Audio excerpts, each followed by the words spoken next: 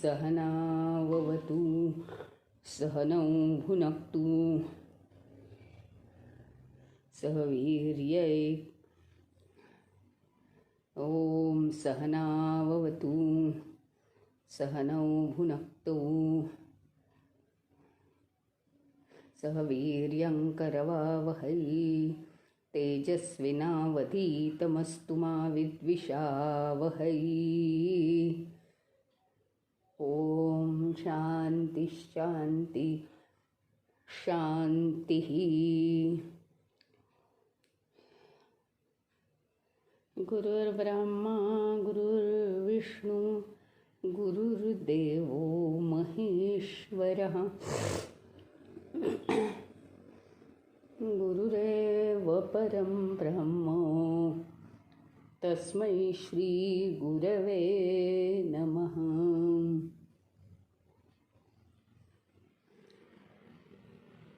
ॐ पार्थाय प्रतिबोधितां भगवतां नारायणेन स्वयं व्यासेन ग्रथितां पुराणमुनिना मध्ये महाभारतम्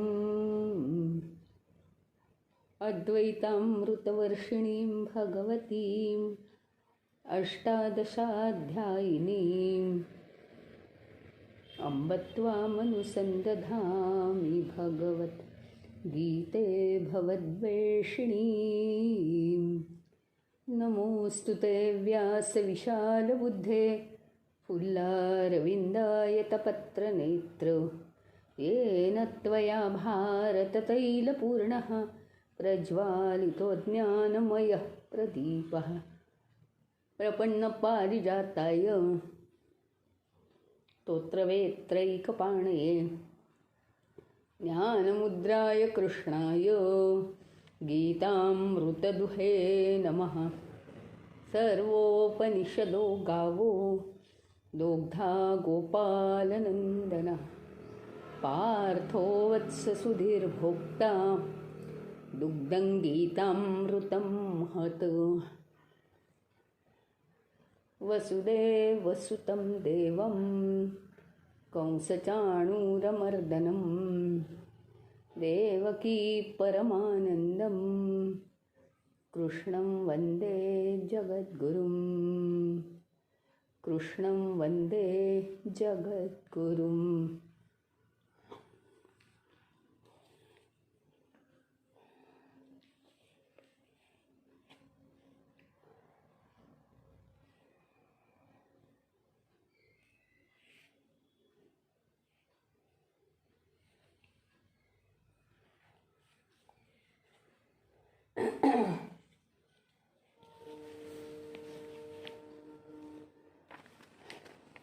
सहावा श्लोक आपण केला होता की कर्षयन्त शरीरस्थं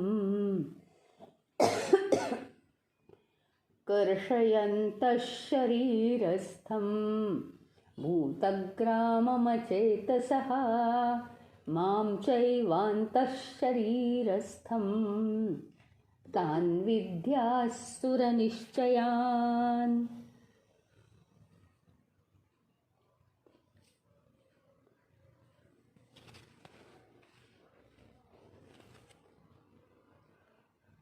सहावा हा जो श्लोक आहे ह्याच्यात एक महत्त्वाचं हे सांगितलं आहे की शरीरात काय काय आहे, म्हणजे हा देह हा जीव कशा कशाचा बनलेला आहे.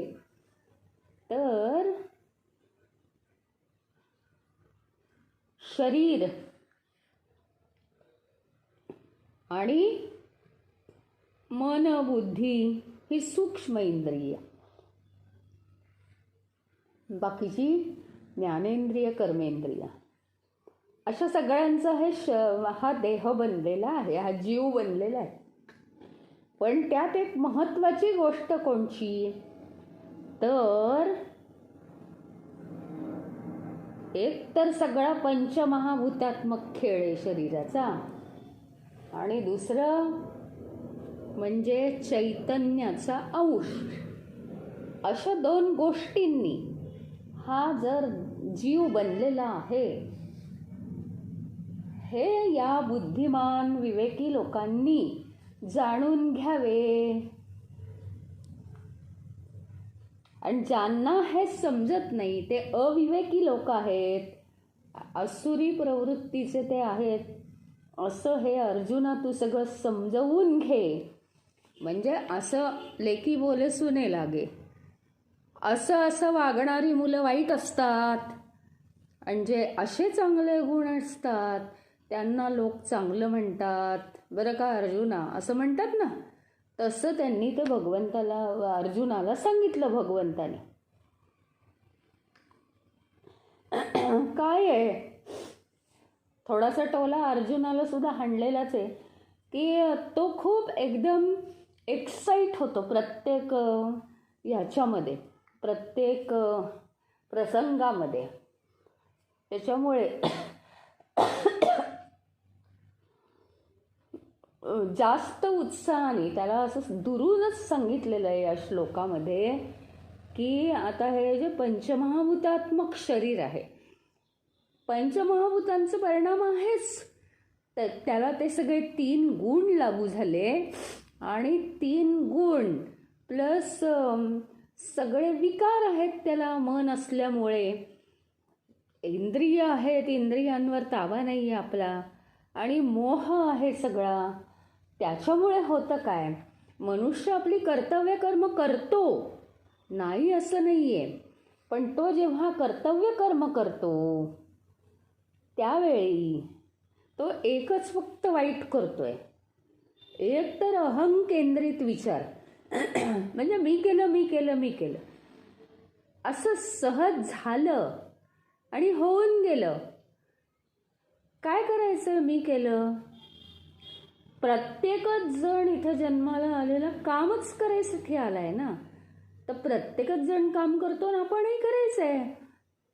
मी केला हा प्रश्नच येत नाही, कारण मी इथं जगतो आहे, मला पोट आहे, मला पैसा हवा आहे, मला सगळं लागतं जीवन जगायला, तर मी केल्याचा प्रश्न नाही, मी माझ्यासाठी तर करतोय. त्यात रिपीट होण्यासारखं मनामध्ये विचार हा संबंधच येत नाही काही. परंतु तरीसुद्धा हा आपला इगो, आपला अहंकार आपल्याला चुप्प असू देत नाही आणि ॲटोमॅटिक ते होतच. ही एक सगळ्यात मोठी चूक आहे आणि म्हणून मनुष्य धक्के खातो, दुःख भोगतो. आणि दुसरं म्हणजे ज्यावेळी त्याचा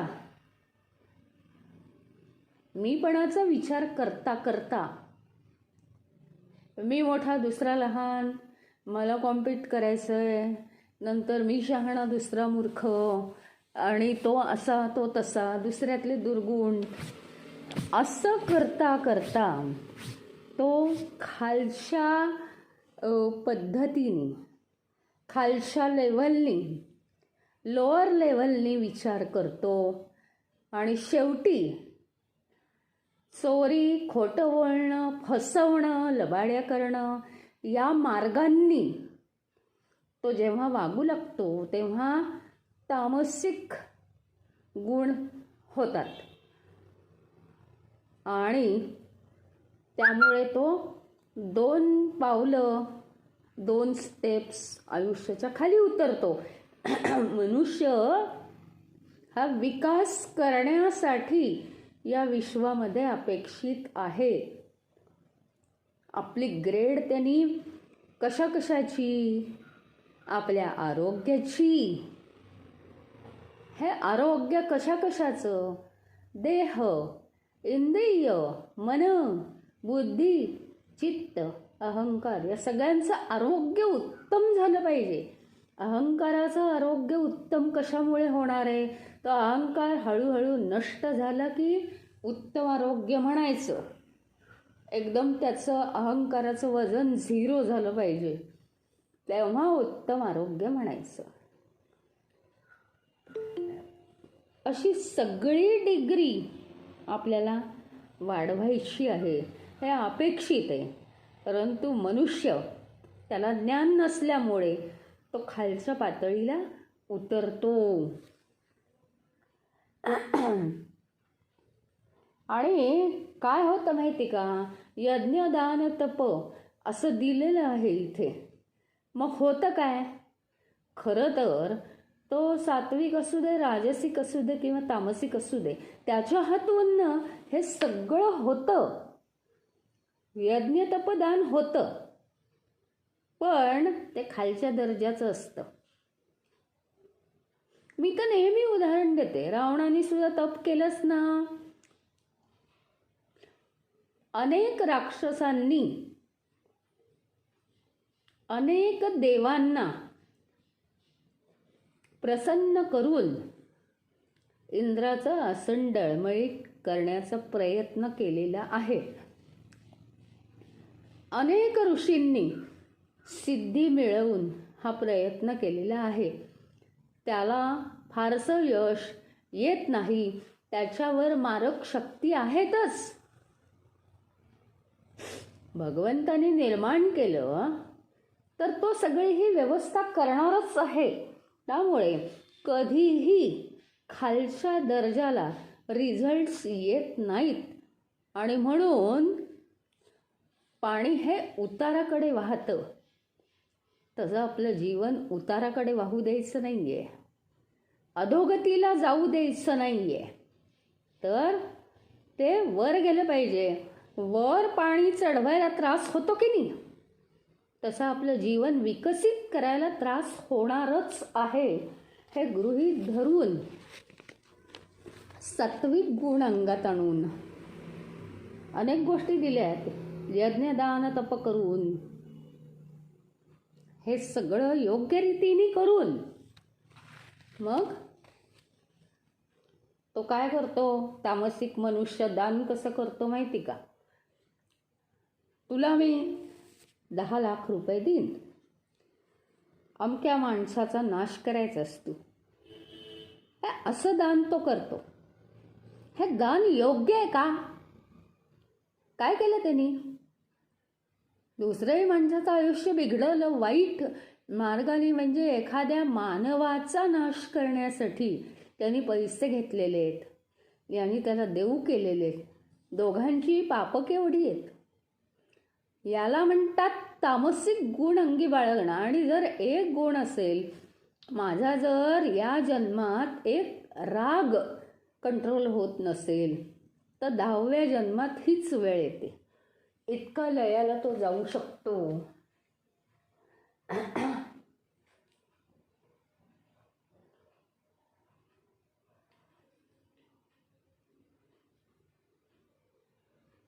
आणि ह्याच्यात एक महत्त्वाची गोष्ट अशी आहे,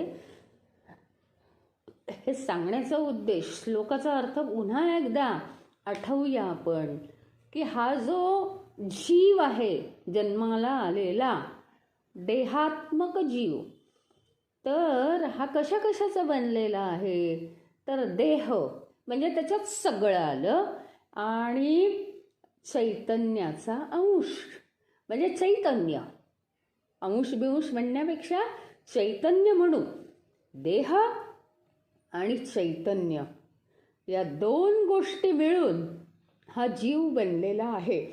म्हणजे आपल्याला हे अंडरस्टँडिंग पाहिजे आता मोठ्या माणसांसारखं, की काय होणार आहे? देह हा पंचमहाभूतात्मक आहे. पंचमहाभूतात्मक प्रत्येक गोष्टीला काय आहे? निर्मिती, नाश नंबर 1. नंतर त्याला झीज आहे, त्याला मोह आहे. त्याला मोह आहे. मी पंचमहाभूतांचा आहे, मला मोह आहे. बाहेर वस्तू पंचमहाभूतात्मक आहेत, त्यांचा मला मोह आहे. एका पंचमहाभूताला दुसऱ्या पंचमहाभूताचा मोह आहे, अट्रॅक्शन आहे. मला सुखद आणि दुःखद घटना पंचमहाभूतात्मक आहेत, मला त्याचं अट्रॅक्शन आहे. ते जर अभ्यासाने मी घालवू शकले म्हणजे काय? मी चैतन्य आहे असं जर मी म्हटलं, जोपर्यंत माझा समज मी देह आहे हा राहणार आहे, तोपर्यंत मला या सगळ्याचं रिलेशन लागू होणार आहे आणि मला पंचमहाभूतात्मक नियम लागणार आहेत. मी जर 5वीच्या वर्गात असीन तर 5वीचा वर्गाचा अभ्यास मला लागू होणार आहे आणि मी जर 10वीच्या वर्गात असीन तर 10वीच्या वर्गाचा अभ्यास मला लागू होणार आहे. मी कॉलेजमध्ये असीन तर कॉलेज, पण मी PhDला असीन आणि मी FY किंवा SY सारखा अभ्यास करत असीन तर माझी गत नाही. PhDचाच अभ्यास मला लागू होणार आहे. आज किती वर्ष मी देह आहे, मी देह आहे. बरं ठीक आहे, हे कसं काय सुटणार वीणाताई? हे कसं काय? आम्हाला तर काही माहितीच नाही आहे. आणि मग मी देह आहे हे आहेच ना मुळात. आता इतके जन्मला आम्हाला पाठ झालंय, हे कसं काय जाणार? ते ऑटोमॅटिक जाणार. फक्त भगवंतावर श्रद्धा पाहिजे. त्याला रोज एक वाक्य उठून पहाटे सांगा की हे भगवंता, माझा असा समज झाला आहे जन्मानुजन्मानी की मी देह आहे. भगवंता मला माफ कर. मी भगवंतच आहे, मी चैतन्यच आहे, पण माझ्यामध्ये हे तू उतरव. अंडरस्टँडिंग आण मला ती समज आणून दे. हे सगळं भगवंता तुझ्याच हातात आहे. मी तुला समर्पित होत आहे. रोज म्हणा बरं असं. सगळी जबाबदारी त्याच्यावर टाका. जबाबदारी तुम्ही घेता आणि म्हणता हे कसं शक्य आहे? तुम्हाला ही जबाबदारी पेलणार तरी आहे का? तुम्हाला म्हणजे मला सुद्धा पेलणार आहे का आपल्याला ही जबाबदारी? शक्यच नाही. हे अंडरस्टँडिंग आपलं लगेच जाणार आहे का? शक्यच नाहीये. पण मी जर खरोखरीच चैतन्य आहे, मी चैतन्य आहे आणि मी देहात्मक जीवाबरोबर कार्य करून त्या देहाला मदत करत आहे, तर मी देह कसा? आणि मला हे झालं, मला बरं नाही, मी असा, मी तसा, मी हुशार, मला सगळं समजतं आणि मी मोठा झालो पाहिजे, मी कॉम्पिटिशनमध्ये पहिला आलो पाहिजे. हे होऊच शकत नाही आहे. कारण मी कोण आहे? मी चैतन्य, दुसरा चैतन्य, तिसरा चैतन्य, सगळं चैतन्यच चैतन्य. मग कुठली आली आहे कॉम्पिटिशन?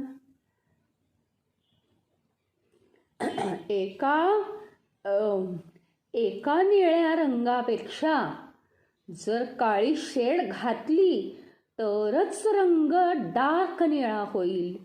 एका निळ्या रंगापेक्षा पांढरी शेड निळ्या रंगात घातली तरच आकाशी कलर होईल. पण सगळं जर निळच असेल तर तुम्हाला शेड्स का दिसतात? पूर्ण बॅकग्राऊंडला एकसारखा निळा रंग दिलेला आहे, ज्याच्यामध्ये पांढरी आणि काळी एकही शेड मिसळलेली नाही. असा निळा रंग संपूर्ण चित्राला, बॅकग्राऊंडला दिलेला आहे. आणि तुम्हाला का दिसतोय फेंट निळा आणि डार्क निळा? ह्याच्यापेक्षा मी कमी आहे आणि त्याच्यापेक्षा मला पुढे जायचं आहे असं तुम्हाला का वाटतंय?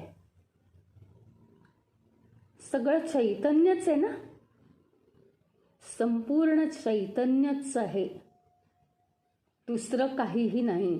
आणि म्हणून पुन्हा एकदा या श्लोकाला पकडावं असं वाटतं की हा श्लोक असं सांगतो, भगवंत असं सांगतात, पुन्हा पुन्हा कळकळीने सांगतात, किती स्पष्ट केलं आहे आपल्यासमोर ज्ञान, की हा जो जीव आहे प्रत्येक, हा जीव देहात्मक सगळ्या गोष्टी, देह अंतःकरण हे पंचमहाभूतात्मक आणि शुद्ध चैतन्य यांच्यापासून हा जीव बनलेला आहे. हे तू लक्षात ठेव. त्यातला तू चैतन्य आहेस, कारण तू जिवंत आहेस, कायमचा जागृत आहेस, शक्ती तू आहेस. म्हणजे तू या विश्वाचा राजा आहेस, तूच रचनाकार आहेस. मग तू का घाबरतो? आणि जो आता मी समजा काही कॉम्पिटिशन्स निर्माण केल्या असतील, की या कॉम्पिटिशन्स आपण घ्यायच्या, विद्यार्थ्यांच्या कुणाच्या श्लोकाच्या कॉम्पिटिशन्स घ्यायच्या. माईक चालू आहे, माईक.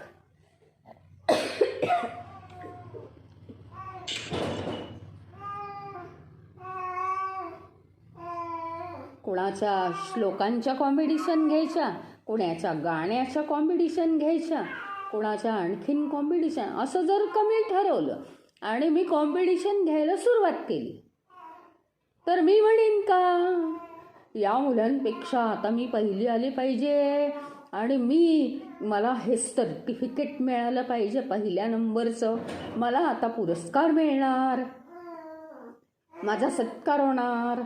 म्हणजे मीच कॉम्पिटिशन निर्माण करायची आणि माझाच सत्कार मला पाहिजे. वेडेपणा आहे. जे आयोजक असतात ते कधीच स्वतःचा सत्कार करून घेत नाहीत. या उदाहरणावरून स्पष्ट कळतं की आपण स्वतः चैतन्य आहोत, आपण अधिकारी पुरुष आहोत, अधिकारी मानव आहोत आणि आपणच सगळं हे करतो. फक्त भगवंत करतोय हे म्हणण्यात एक भाव आहे, समर्पण भाव. तो समर्पण भाव आला तर जीवन पुढे पुढे पुढे गाडी जात राहते, नाहीतर ती मध्येच थांबते. आणि म्हणून समर्पण भाव महत्त्वाचा आहे. म्हणून हे सगळं भगवंताला समर्पित हे आलंच पाहिजे. खूप महत्त्वाचा श्लोक आहे. आणि त्यापुढे जाऊन मात्र 7व्या श्लोकापासून आहाराचं वर्णन केलेलं आहे. आहार कसा कसा असावा जगप्रसिद्ध आहे. गीतेच्या 17व्या अध्यायामध्ये आहाराचं वर्णन केलेलं आहे. ते काय, तो जो डायटिशियन असतो तसं काही आहार इथे सांगितलेला नाही, पण अरे कशाने काय होतं ते काय आहाराची नावं घेऊन सांगितली नाही आहेत. ते सगळं तुला कळतं. काय जड आहे, काय हलकं आहे अन्न, काय करायचं आहे, हे लिक्विड्स प्यायले तर काय होतं आपल्याला, नुसते ह्याच्यावर राहिलं तर काय होतं, हे सगळं तुला कळतं. तू संसारी माणूस आहेस. भगवंत म्हणतात फक्त आहाराचं काय महत्त्व आहे हे लांबून मी बोट दाखवून सांगणार आहे, तेवढं तू ऐकून घे. पण त्याआधी मला एक अत्यंत महत्त्वाची गोष्ट सांगायची आहे. त्याशिवाय हा अध्याय नीट पुढे जाणार नाही. आत्ताच्या श्लोकाला अनुसरून आहे की हा जीव हा देह आणि चैतन्याचा बनलेला आहे. याचं डिटेल्स असं आहे की भगवंत पहिल्याच अध्यायामध्ये असं सांगितलं होतं की जो तिथे त्यांनी आत्मा हा शब्द वापरला होता, किंवा हे चैतन्य म्हणा, हा परमात्मा म्हणा, हा परमात्मा हा लाखो मैलांच्या प्रवासाला निघाला आहे.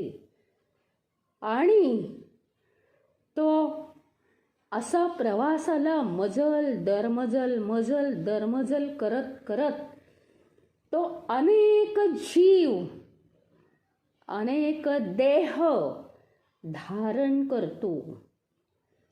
दर 100 वर्षात ॲव्हरेज तो नवीन नवीन देह धारण करतो आणि त्याचा प्रवास तो करतो. आणि हा परमात्मा ज्यावेळी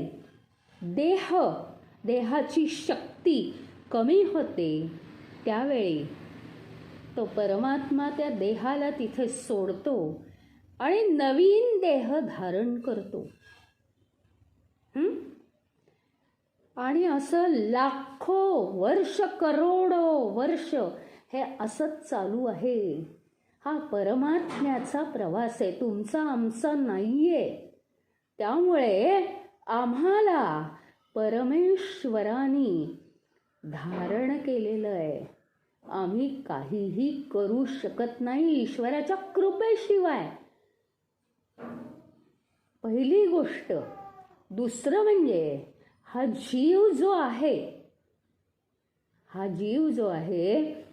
त्याने अनेक पाप केलेली आहेत. आता ती आहेत, सत्य आहेत. म्हणजे आपण स्वतःला लोअर ग्रेड करत नाही आहोत बरं का.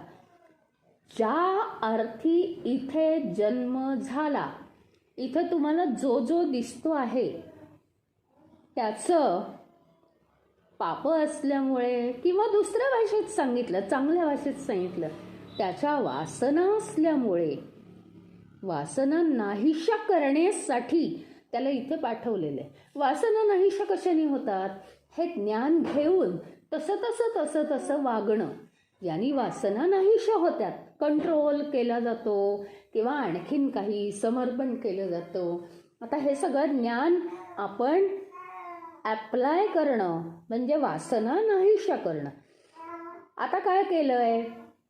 या जीवानी जो उद्योग करून ठेवलाय, अनेक जन्म, त्याच्या ज्या वासना आहेत त्या वासना संपवण्यासाठी त्याला संधी दिलेली आहे मनुष्य जन्माची, की तू जा या विश्वामध्ये. त्याला प्रवेश करायला दिलाय आणि या विश्वामध्ये या देह त्याला धारण करून दिलेला आहे. आणि या देहाच्या साह्याने तू काय कर? देहाच्या साह्याने तू सगळं कार्य इथे कर, चांगला वाग. त्याच्यासाठी भगवद्गीता पाठवली आहे पृथ्वीवर. अजून काय पाहिजे आपल्याला?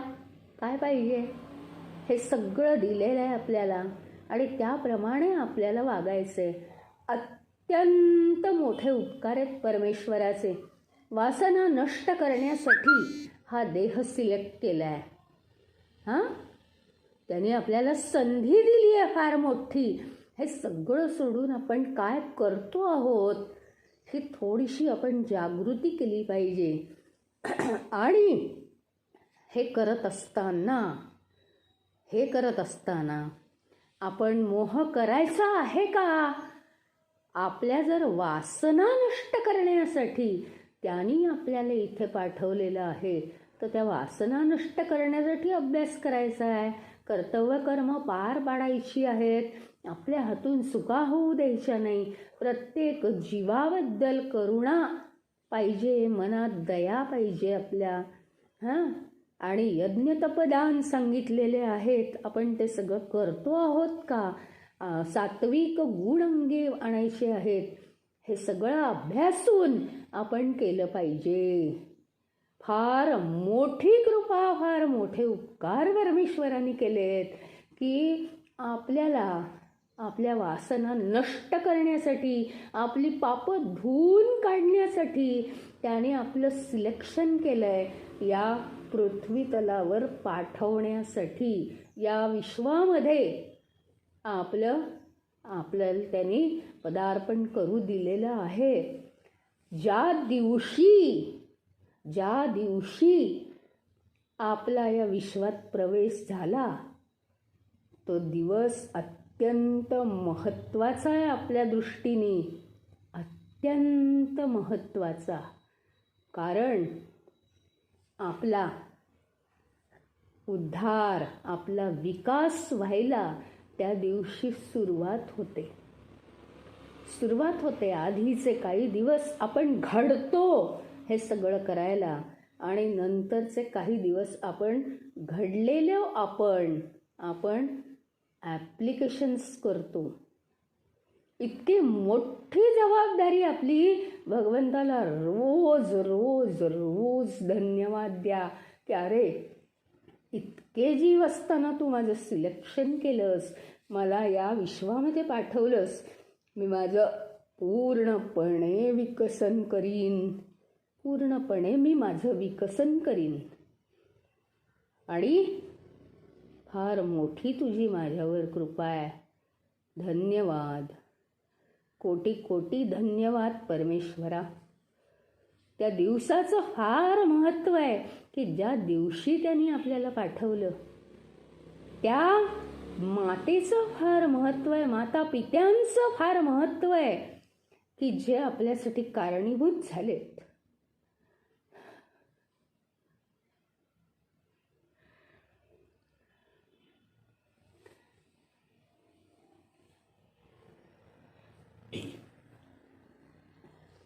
आणि हे सगळं जाणून घेऊन एक फार मोठी जबाबदारी आपली आहे. हे जीवन जगणं म्हणजे ऐऱ्या गैऱ्याचं काम नाही आहे.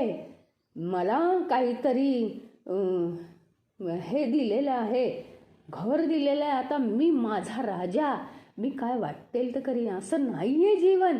आपल्याला रोज रोज रोज रोज आपल्याला धडे मिळत आहेत भगवंताकडून वेगवेगळ्या पद्धतीने की आपली फार मोठी जबाबदारी आहे हे जीवन कसं जगायचं आहे. उठा आणि कामाला लागा.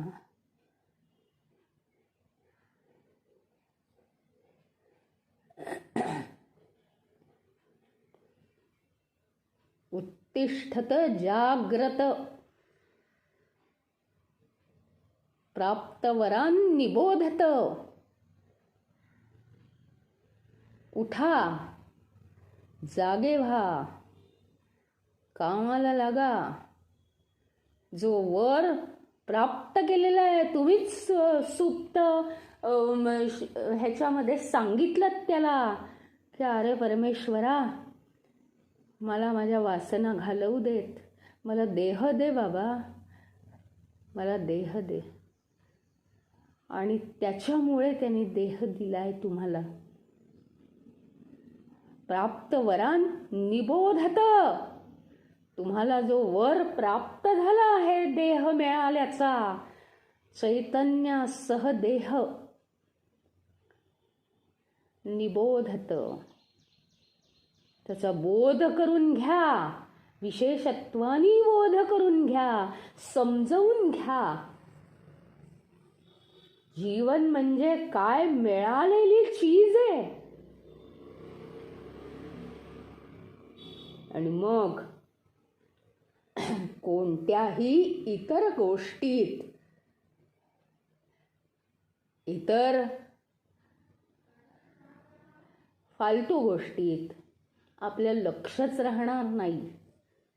फार मोठ्या जबाबदारीने आपण हे जीवन जगायचं आहे. स्वतःचा तर विकास करून घ्यायचाच आहे, पण परमेश्वराने शब्द नाही आहेत. हा देह म्हणजे काय रत्न दिलंय, आणि तो देह म्हणजे मी नव्हे हे क्लिअर करून घ्यायचंय. मी चैतन्य आहे, त्या देहाची मी काळजी घेईन, त्या मनाला मी समजावून सांगेन, त्या बुद्धीकडून मी काम करवून घेईन. हे असं 3 बालक आहेत ही. या 3 बालकांना आपण विकसित करायचं आहे. आणि आता आपण वळूया आहाराच्या महत्वाकडे. भगवंत म्हणतायत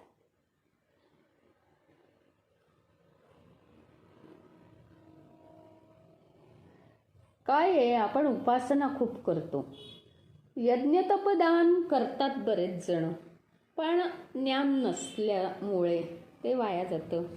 तर ते ज्ञानासकट केलं त्याचा फायदा आहेच. पण यज्ञतपदाना एवढीच महत्त्वाची एक गोष्ट आहे ती म्हणजे आहार. आहाराबद्दल ते काय म्हणतात? आहारस्त्वपि सर्वस्य त्रिविधो भवति प्रियः यज्ञस्तपस्तथा दानं तेषां भेदमिमं शृणु.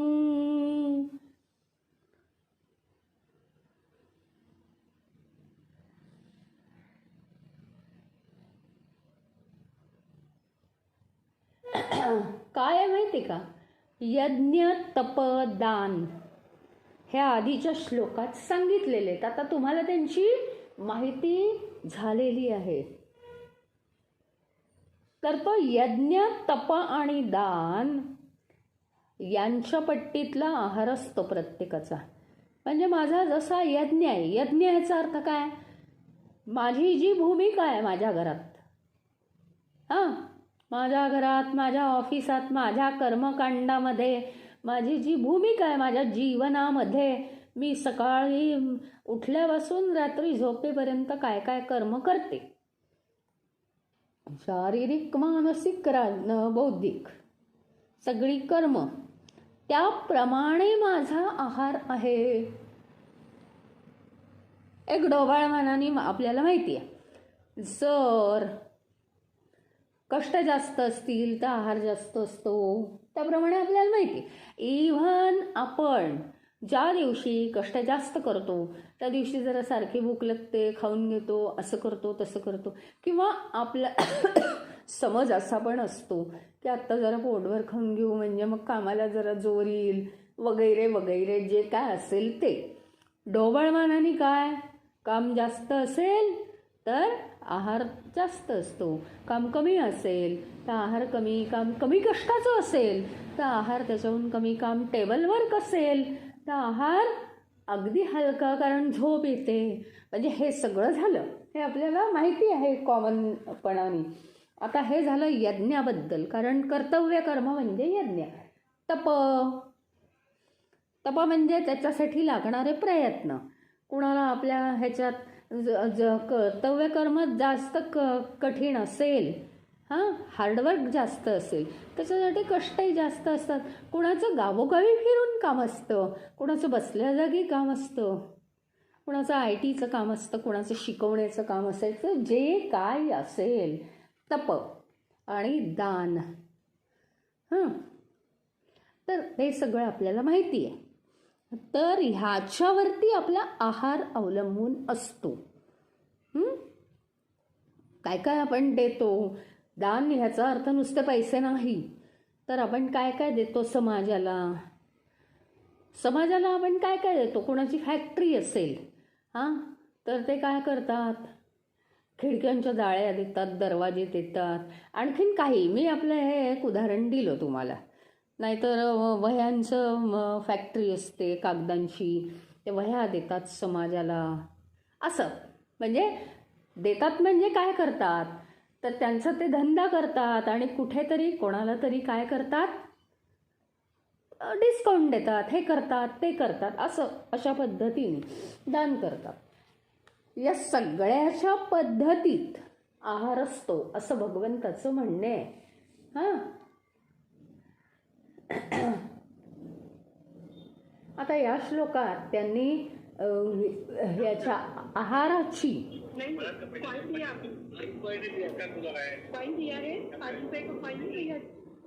ते ऑडिओ चालू आहे, ऑडिओ चालू झालाय.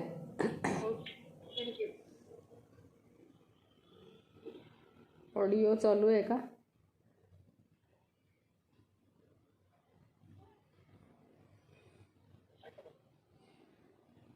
हॅलो, ऑडिओ चालू आहे.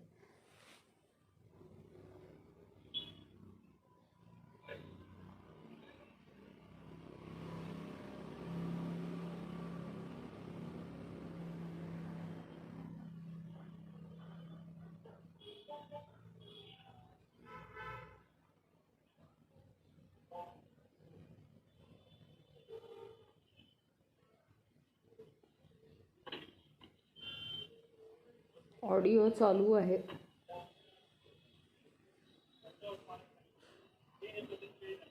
हॅलो, ऑडिओ चालू आहे.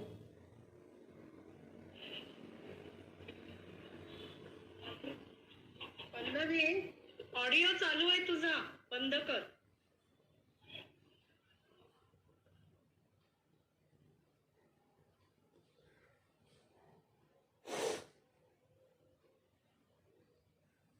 आता पुढे विषय हा आहाराचा येणार आहे.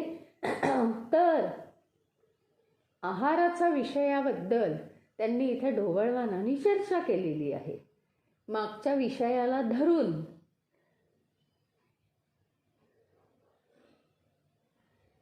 ज्या प्रकारे माणसाचं अन्न असतं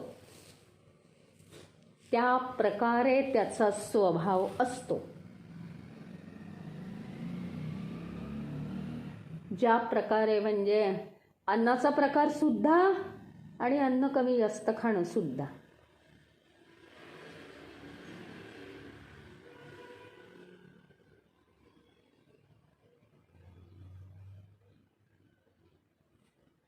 आता प्रत्येक मनुष्य बघा ना तुम्ही, हे असं का होतं तर प्रभाव होतोच आहे.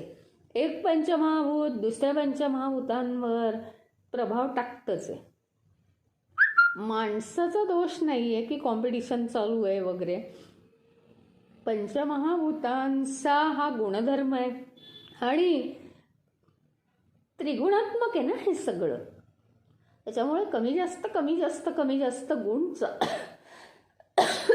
चालू असतात इथे. फक्त एकच गोष्ट आहे, ती जर गाठ सुटली ना आयुष्यात तर सगळं संपलं. मी चैतन्य आहे हे सगळं चालूच आहे. म्हणजे ते सगळं ॲक्सेप्ट पण होतं की याच्यामध्ये या जीवनामध्ये काय आहे, हे सुद्धा होतं की हो हे पंचमहाभूतात्मक आहे सगळं, असंच होणार, हे सगळं ॲक्सेप्ट होतं. परंतु दुसरी एक महत्त्वाची गोष्ट आहे की मी पंचमहाभूत नाही हे आपण सतत विसरतो आहोत. सारखं सारखं आपण विसरतो आहोत. त्याच्यामुळे गडबड आहे सगळी. हे सगळं विश्व त्रिगुणात्मक आहे, हे सगळं विश्व पंचमहाभूतात्मक आहे. त्याच्यानंतर हा देह जो दिलेला आहे तो पंचमहाभूतात्मक आहे, त्रिगुणात्मक आहे.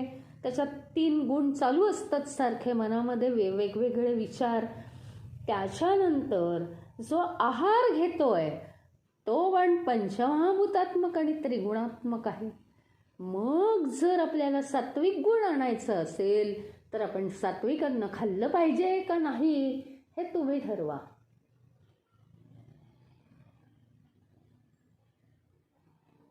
स्पष्ट सांगितलेलं आहे. मी तर आधीच सांगितलं की माणसाला ज्या प्रकारचा यज्ञ करायचा आहे, म्हणजे कर्तव्य कर्म रोजची करायची आहेत, हार्डवर्क आहे का सॉफ्टवर्क आहे का आणखीन काही आहे का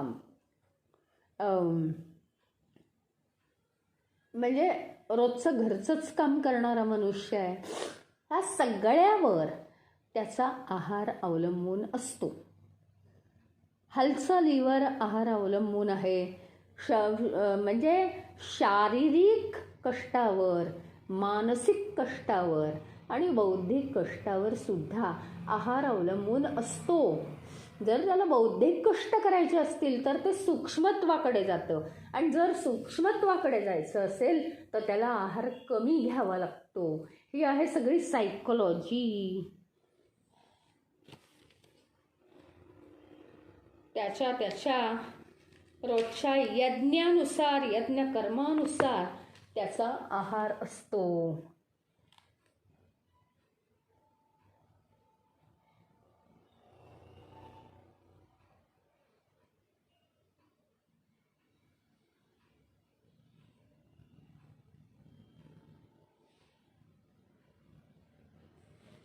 काय माहिती का, आपल्याला फक्त एवढंच जाणता येतं, हा आहे ना मनुष्य सारखा रागीटच आहे, सारखा राग येतो त्याला. म्हणजे आपण फक्त त्याचं रागाचंच दर्शन घेतो, पण त्याच्या करुणेचं दर्शन आपण कधीच घेत नाही. आणि त्याच्या मनाचं दर्शन आपण घेतलं आहे का आपल्याला काहीच कळत नाही. पण आपण फार थोड्या गोष्टींवरनं हे सगळं काढतो. आणि आपण आहे ना दररोज हा विचार करूया आता की आपण स्वतःचं किती वाचन केलं आहे स्वतःच्या आयुष्याचं आणि दुसऱ्यांच्या आयुष्याचं किती केलं आहे. आपण दुसऱ्यांच्या आयुष्याचं वाचन करायलाच एक्सपर्ट आहोत आणि ते 100% होऊन गेलं आहे कधीच. पण आपण आपल्या जीवनाचं वाचनच केलेलं नाही की माझं काय काय कमी पडतंय. दिवस उगवला की हा असा तो तसा, असं झालं तसं झालं, या बाबतीत मात्र आपण स्वतःला कन्सिडरच करत नाही आणि आपण विसरून जातो. परंतु दुसऱ्या बाबतीत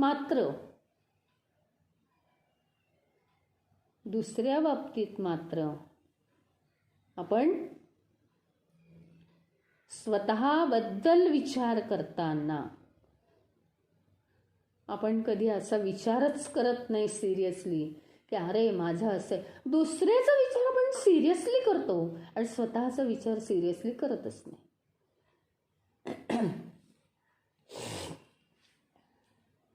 त्याचं आयुष्यात कठीण आहे ना फार, अगदी मला तर त्याची काळजीच वाटते. हे कसं बोलतो आपण फुल गॅरंटीने? आणि स्वतःची काळजी आहे का? कुठे आपण कुठल्या गर्तेत आहोत?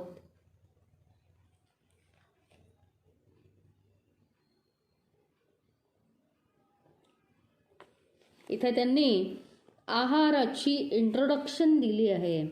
आहार हा यज्ञतपदानावर प्रत्येकाच्या आणि प्रत्येकाच्या स्वभावावर अवलंबून असतो. तर 7 श्लोकापर्यंत आणि पुढे काही श्लोक आहाराचं महत्त्व येत राहील, कारण 17वा अध्याय त्या आहारासाठी प्रसिद्धच आहे. आता लांबून लांबून अनेक गोष्टी भगवान आपल्याला सांगतील, तर आपले 7 श्लोक झालेले आहेत.